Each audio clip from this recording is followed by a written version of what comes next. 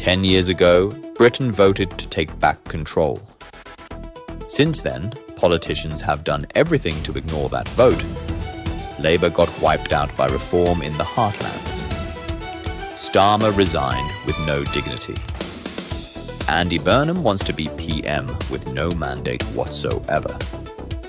Nigel Farage is not holding back. Watch this video for the full details.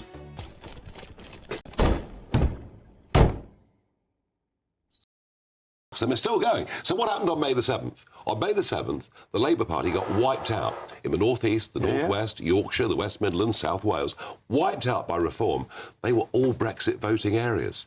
So the splits and divides between the parties and their own voters are still there. Aren't we all over this, though? Brexit voters in Makerfield have returned to Remain MP, who might be our next Prime Minister. In a by-election to get rid of the most unpopular Prime Minister in history, yes. No, we're not over it. We're not over it. And you know, I'm pretty angry 10 years on that the realistic expectations that people had for less regulation on small business, for immigration to be reduced, I'm pretty angry that the Tories in particular threw that away. It was a power transfer back to elected politicians, wasn't it? Yeah. And it hasn't gone very well for any of them, judging by the footage that we showed just then. Yeah, none of them have actually adjusted and adapted to what the people wanted. Before we get back to Brexit, and it's a big anniversary day for you, quickly about the politics. Andy Burnham is about to be the new PM. You were the Messiah once. He's the new Messiah. Clear off Farage, here comes Burnham. So it's very interesting. Remember Boris Johnson as Mayor of London? Enormously popular. Andy Burnham, Mayor of Manchester, enormously popular. Why?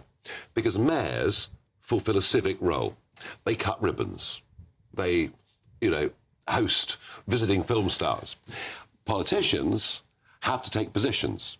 We, at the moment, have almost no idea where this man stands on anything. He's flipped and flopped in the last month more than Keir Starmer has in the last 2 years. So, yes, you know, it looks like a triumphant entry, but we'll see. So you want to see an election of him to be leader rather than a coronation, so we can try and drill down to the idea. I'm hoping that Al Khan's or someone like that stands against him, so that over the course of a summer we can actually see what he stands for. At the moment, we haven't got a clue. And by the way, if he does become Prime Minister on July the 17th, he'll do so with no mandate whatsoever.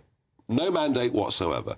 And I think the public are sick to death of the game of musical chairs that's going on in Downing Street and deserve. Quickly on Keir Starmer, you feel a bit sorry for him, do you, on a human level? A little bit, but not much. No. Not much. I found he became petulant, aggressive, rude, insulting.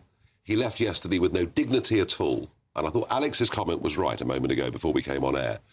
At least Sunak was man enough to say sorry. But he wasn't going. He wasn't going then. He was fighting an election, so that was a different moment. No. That was his resignation. Oh, I see. Of course, yeah. When he resigned, he said, "I am sorry." Of course. And that showed a certain humility. And I thought, yeah, OK, Rishi, well done. You know, you've admitted it.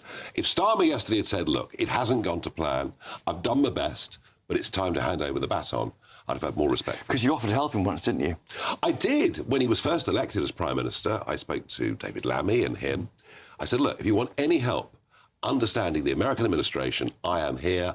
I'll do it below the radar, no publicity. I'll do it in the interest of the country.